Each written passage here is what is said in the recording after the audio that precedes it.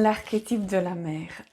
J'avoue que j'ai beaucoup hésité avant de faire cette vidéo parce que l'archétype de la mère, pour moi, c'est un sujet tellement vaste que je suis chaque fois un peu «Oh, mais qu'est-ce que je vais raconter? Il y a tellement de choses qu'on pourrait dire et j'ai pas envie de faire des super longues vidéos. On pourrait commencer par la grande division qui est dans notre société, dans notre âme collective, entre l'archétype de la mère et l'archétype de la femme sensuelle, la femme amante.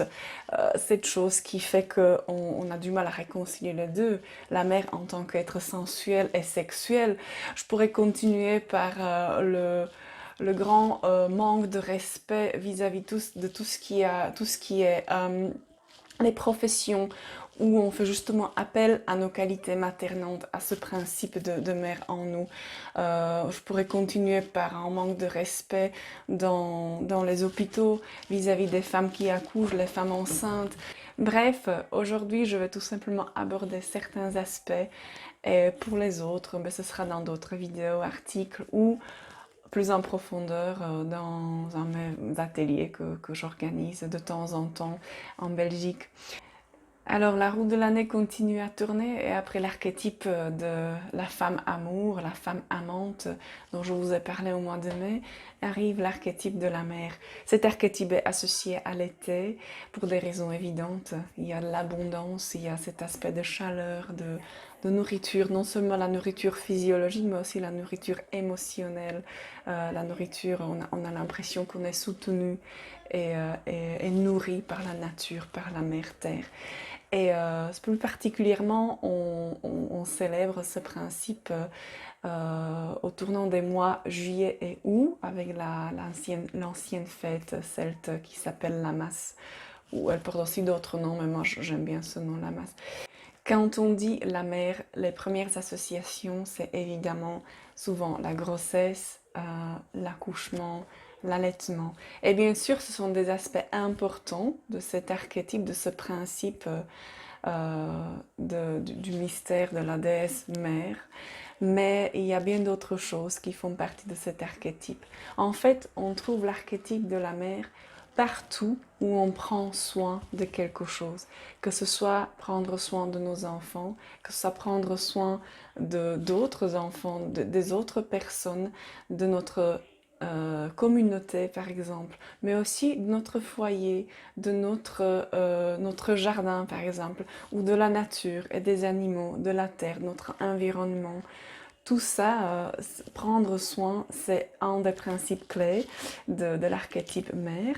Et d'autres principes que je pourrais citer, c'est le principe de nourrir. Comme je disais, c'est une nourriture qui ne se passe pas seulement au niveau physiologique, mais aussi au niveau du cœur, au niveau du mental, au niveau énergétique. Soutenir et vraiment inonder, baigner d'amour, de cet amour nourricière. Encore d'autres aspects, c'est la capacité d'écouter, la capacité d'être dans l'ouverture du cœur, donc une écoute active, la capacité d'empathie. Et en fait, on pourrait dire que oui, l'archétype de la mère, c'est un des 4 piliers de notre féminité, mais si on voulait le diviser, il y a en nous beaucoup plus d'archétypes, beaucoup plus de visages, donc on pourrait sous-diviser cet archétype de la mère en la femme qui nourrit, la femme qui tisse les liens, la femme qui bâtit et qui crée. Ça peut être, comme je disais, un foyer, ça peut être un projet aussi, ça peut être une famille. Euh, la femme aussi qui se crée, qui se nourrit, hein, parce que ces principes maternants, non seulement on devrait, mais on doit pouvoir les appliquer dans un premier lieu sur soi-même. Parce que avec l'archétype de la mère arrive l'autre thème important et c'est le thème de l'abondance et de la richesse. Quand on dit l'abondance, ce n'est pas seulement cette abondance matérielle et financière que la plupart des gens vont tout de suite voir. L'abondance, c'est savoir apprécier toutes les richesses dans notre vie, que ce soit les richesses matérielles ou immatérielles. L'abondance, ça vient main dans la main avec la sensation de gratitude. Et donc, l'archétype de la mère, c'est vraiment savoir vivre dans cette abondance du cœur. Et pour pouvoir donner et être abondante, il faut savoir aussi se nourrir, se soutenir. Malheureusement, dans notre société, ces principes de soins, de materner, d'être à l'écoute, d'être dans une sorte d'attitude plutôt passive mais accueillante, ce ne sont pas des qualités qui sont vraiment respectées, honorées ou reconnues. Il suffit de regarder par exemple les mamans ou les femmes qui choisissent rester à la maison avec leurs enfants et qui choisissent de s'occuper vraiment de leur famille et de leur foyer. La plupart des gens vont réagir avec, ne fût-ce qu'inconsciemment, avec un peu de OK et c'est tout. Et même les femmes elles-mêmes qui font ce choix, souvent elles doivent se battre avec le sentiment de leur propre valeur. Est-ce que je fais suffisamment alors que le travail qu'elles font c'est énorme. On peut très bien voir à quel point cette société manque de respect et de reconnaissance et de vraie compréhension pour que ce que c'est toutes ces qualités maternantes, quand on regarde comment sont rémunérées les professions où on a justement besoin de ces qualités, où on fait appel à cette présence émotionnelle, à cette capacité de prendre soin, à cette capacité de nourrir avec sa chaleur, avec son attention, avec son soutien. Toutes les professions, que ce soit les enseignantes, que ce soit les infirmières, les aides-soignantes, les personnes qui s'occupent des personnes handicapées ou des personnes âgées, ou des tout petits, les puricultrices, pardon. Tous ces métiers-là sont très très mal payés, très très mal reconnus et très très peu valorisés dans notre société.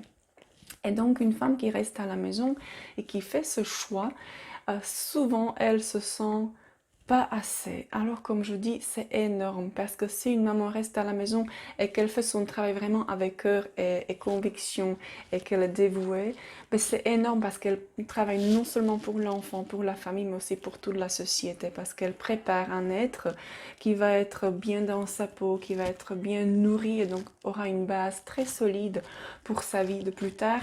Et ça donne des êtres humains qui sont ensuite plus sûrs d'eux, qui sont plus aptes à donner parce qu'ils ont été nourris, qui sont plus mûrs, qui sont mieux dans leur peau et qui savent faire des choses, qui savent donner aussi au monde. Et donc pour revenir à la question de l'abondance, quand on parle des mamans, vraiment une des choses les plus importantes, c'est savoir se nourrir. Euh, Ce n'est pas étonnant que tellement de personnes cherchent ou ont besoin de, par exemple, des soins wellness ou des massages ou parfois il y a des endroits où on peut aller serrer dans les bras des personnes, des complètes étrangères parce qu'on est tous en manque de se toucher, de cette nourriture émotionnelle.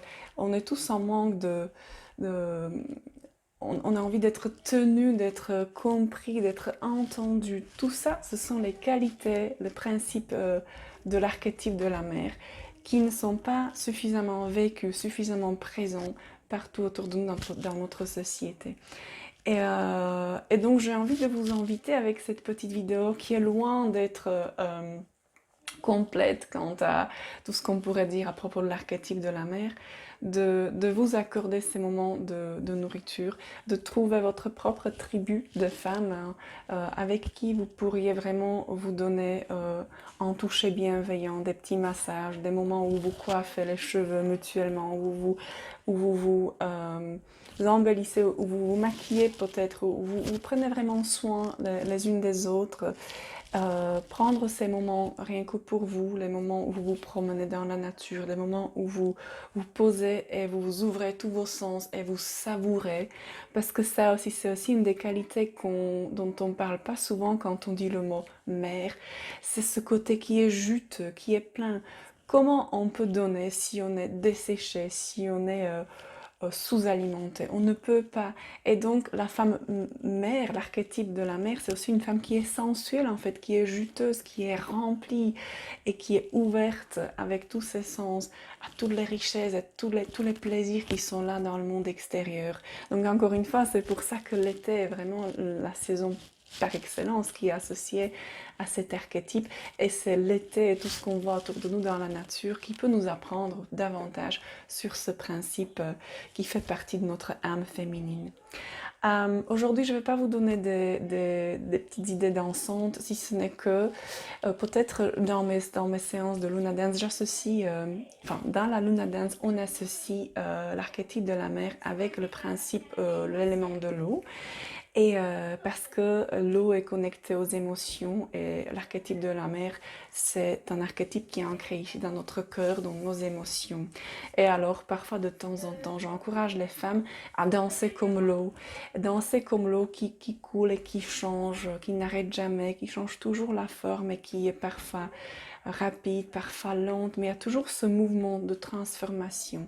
On dit que la femme est comme l'eau, elle est associée principalement à l'élément de la terre et l'élément de l'eau, et qu'il y a cette nature changeante qui est en nous aussi, par exemple avec notre cycle menstruel. Hein.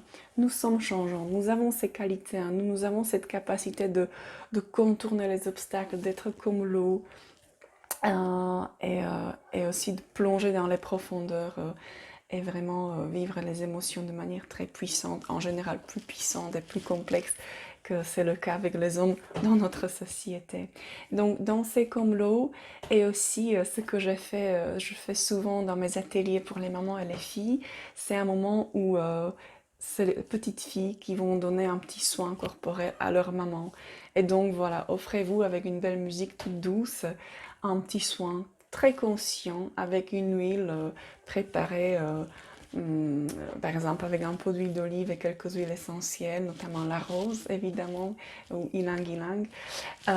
Et vous pouvez juste prendre quelques minutes et avec une belle musique douce, prendre ce temps et consciemment toucher votre corps et vous nourrir et admirer ce beau corps qui vous sert pour pouvoir continuer à faire votre travail et remplir votre rôle de maman, que ce soit une maman dans le sens biologique ou que ce soit une maman dans le sens que vous maternez des projets ou vous faites des choses pour la communauté ou pour les autres ou pour la mère terre ou peu importe où vous pouvez manifester ce principe.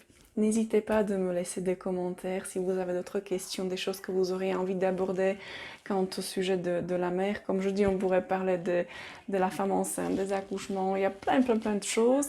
Mais je reviendrai vers vous certainement une fois ou l'autre avec notre vidéo à ce sujet. Et en attendant, je vous souhaite un merveilleux été, ou ce qu'il en reste, et à très bientôt avec une prochaine vidéo.